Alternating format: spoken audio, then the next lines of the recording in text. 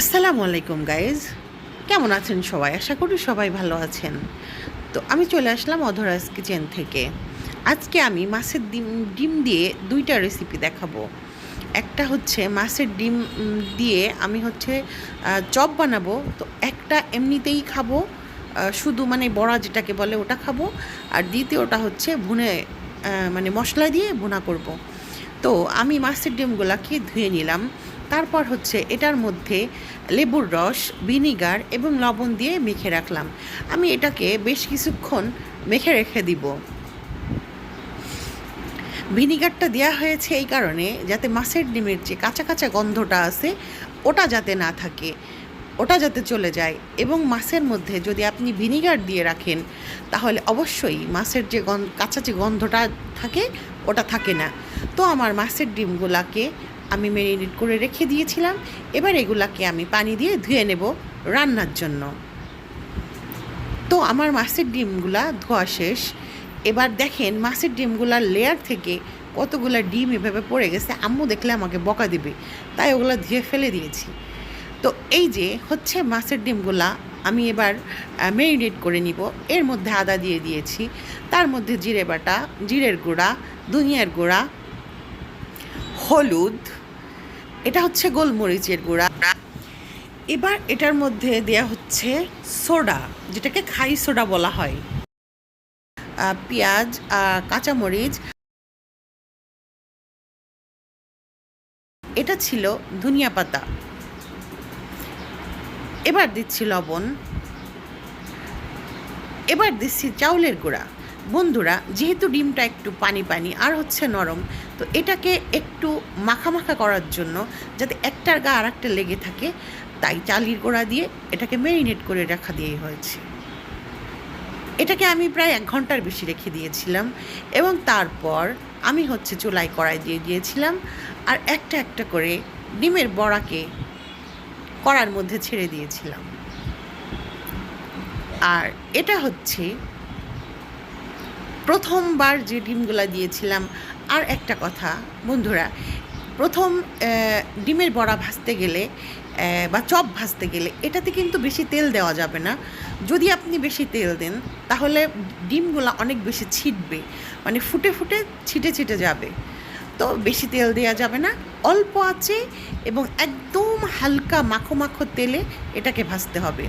এবং আপনারা দেখতে পারলেন আমি প্রথম পর্বের কতগুলোকে ভেজে নামিয়ে নিয়েছি। তারপর বাসার যে সদস্যরা ছিল তাদেরকে দিয়ে এটা টেস্ট করিয়েছি, কারণ এটা আমি প্রথমবার বানিয়েছি। এবং সবাই খেয়ে এত প্রশংসা করবে এটা আমি আশাই করিনি। তবে সবাই খুব প্রশংসা করেছে এবং এত মজা হয়েছে এটা বলার মতো না। চিকেন ললিপপের ফ্লেভার আছে আর চিকেন বলের ফ্লেভার আছে, তিনটার ফ্লেভার এটার মধ্যে পৌঁছে গেছে।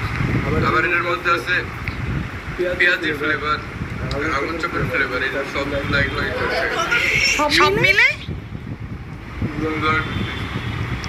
মাছের ডিম, এটা বোঝা যাচ্ছে। Thank you.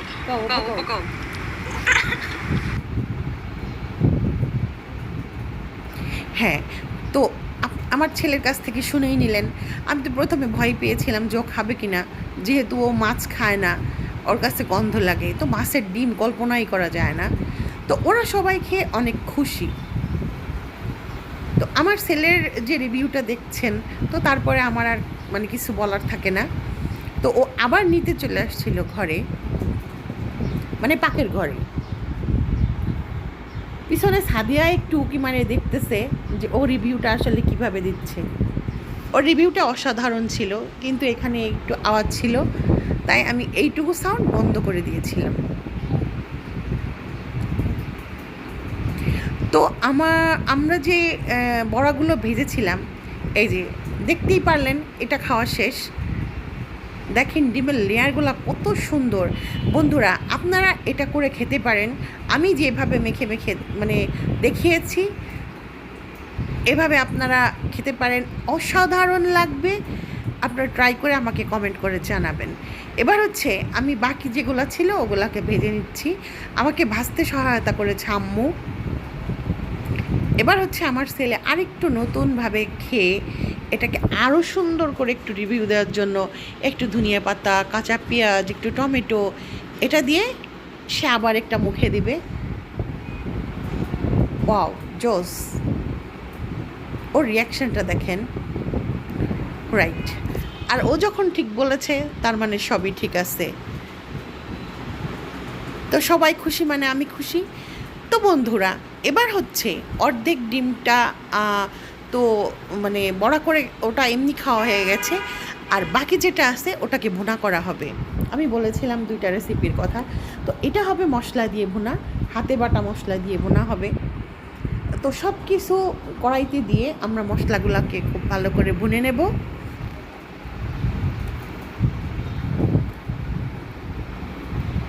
আম্মু খুব ভালো করে নাড়াচাড়া দিচ্ছে, মশলাগুলোকে খুব নেড়ে নেড়ে নেড়ে নেড়ে একদম ভাজা ভাজা করে নিচ্ছে। আম্মুকে অসংখ্য ধন্যবাদ আমাকে হেল্প করার জন্য। তো বন্ধুরা, আমার ভিডিওটা শ্যুট হয়েছিল রাত্রেবেলা, একটু রাত্রের সিন দেখিয়ে দিলাম আপনাদের। তো এদিকে মশলা ভুনাটাও শেষ। এবার এটার মধ্যে হচ্ছে পানি দিয়ে দেওয়া হবে। দেখেন, মশলা যত ভুনবেন তত বেশি মশলা থেকে তেল বেরোবে। তো দেখেন, এই যে আমরা পানি দিয়ে দিলাম। এবার পানিতে বলক উঠলে আমরা মাছের ডিমের যে চপগুলো আছে ওটা দিয়ে দিব। আপনি এটাকে চপও বলতে পারেন, বড়াও বলতে পারেন, তবে চপ যখন বলবেন তখন অবশ্যই শুনতে এটা সুন্দর শোনাবে। তো এবার আমরা সব চপগুলাকে দিয়ে দিলাম।